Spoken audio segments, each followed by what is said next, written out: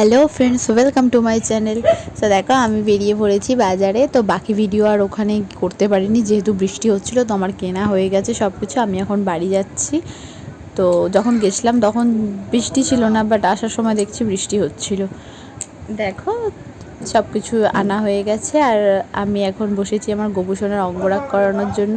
But আমি করে এনেছিলাম একটা বান্ধবীর কাছ থেকে, কিন্তু যেহেতু উঠে গেছে তো আমি আর আবার যাব, সেই জন্য আমি আবার নিজেই সব কিনে এনে তোকে অঙ্গরাগ করাচ্ছিলাম। মানে ভালোই লাগছিল, কত সুন্দর। আমার গোপুসোনাকে তো এতটা মিষ্টি লাগছে দেখতে, মানে কি বলবো, খুবই সুন্দর লাগছে একদম। মানে কি বলবো, যেন নজর না লাগে এরকম ব্যাপার। তো দেখো কি সুন্দর লাগছে আমার গপুকে, মিষ্টি একটা বাচ্চা, খুব সুন্দর লাগছিল দেখতে। তো ভালোই লাগলো, ফার্স্ট টাইম করলাম। তো দেখো আলপনা টালপনা দেওয়া হয়ে গেছিলো আমার, যেরকম পেরেছি মোটামুটি একটা দেওয়ার চেষ্টা করেছি। তো তারপর এদিকে ঠাম্মিও রান্নাবান্না করছিল, আমিও হেল্প করছিলাম সাথে সাথে। তো টাইমও হয়ে যাচ্ছিল, সব যেগুলো হয়ে যাচ্ছে সব ঢাকা দিয়ে রেখে দিচ্ছিলাম। তো দেখো ফাইনালি এখানে কত সুন্দর লাগছে, গপুকে ড্রেস পরিয়েছি। তো তারপর আমিও একটু রেডি হয়ে নিয়েছি।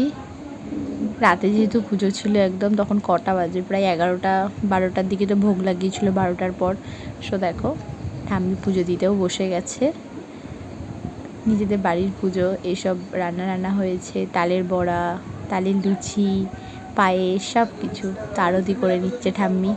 খুব মজা হয়েছে, আমাদের নিজেদের বাড়ির পুজো হলে যেটুকুনি আনন্দ হয় আর কি। সো দেখো আজকের ভিডিও এখানেই শেষ। আর ভালো লাগলে লাইক কমেন্ট শেয়ার করো। আর তোমাদের বাড়িতে জন্মাষ্টমী কীরকম হলো সেগুলোও একটু বলো। So tata, bye bye.